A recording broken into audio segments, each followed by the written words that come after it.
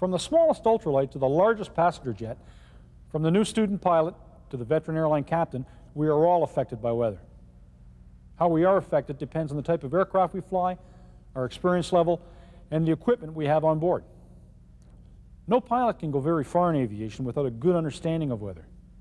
It was like that in the early days of flying, and it will probably always be that way. Recently, large-scale changes have been made to the ways we forecast, observe, and report the weather. Weather observations are available from many airports.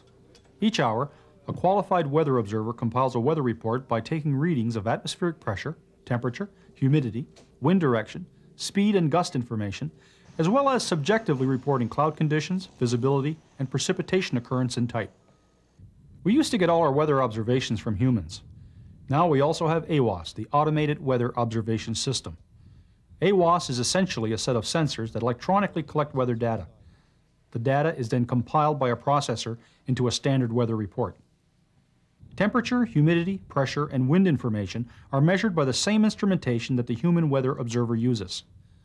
Sky condition, visibility, and precipitation type are measured by electronic instrumentation rather than subjectively reported. The weather report from an AWOS is of sufficient quality and quantity to allow for the production of a complete airport weather forecast. In the old days, forecasters used existing conditions, precedents, local knowledge, their experience, and some might say a little bit of witchcraft. Now, AWOS gives the forecaster more solid information to work with. And AWOS is on the job all the time, unlike human observers, who normally had many other tasks that kept them from looking out the window as often as pilots might have liked. More information on AWOS is available in the AIP Canada publication. If you're still puzzled, your Regional Aviation Safety Officer can help you.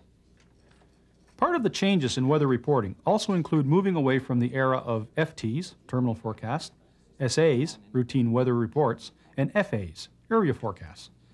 These were North American-style formats which used different terminology than those in other parts of the world. Thus, pilots flying between the continents often had trouble deciphering the codes, and this did not make flying any safer. Now the world has been standardized around acronyms like TAFs, METARs, and SPECIs. A TAF is a terminal area forecast. A METAR is a routine weather report, and a SPECI is what the acronym implies, a special weather report. There are major differences in the ways the information is presented in the old and new systems. These differences are fully explained in the AIP Canada. While weather forecasts from AWOS or humans are usually pretty accurate, we shouldn't be complacent. Continuously comparing the forecasts to the weather we experience as we cruise along is a mark of professionalism in the air. It is also an extremely effective method of accident prevention. We should always take off with a Plan A and a Plan B. Plan B is for when the en route weather, or the weather where we want to land, is worse than the forecast. It's why the regulations require an alternate airport for IFR flight. But even if we are VFR and the weather is forecast to remain that way, we should have an alternate airport in mind just in case. Runways sometimes close for totally unexpected reasons, such as the aircraft ahead of you blowing a tire and coming to rest at the intersection of the only two available runways. Many airplane incidents occur every year because their pilots didn't understand the weather.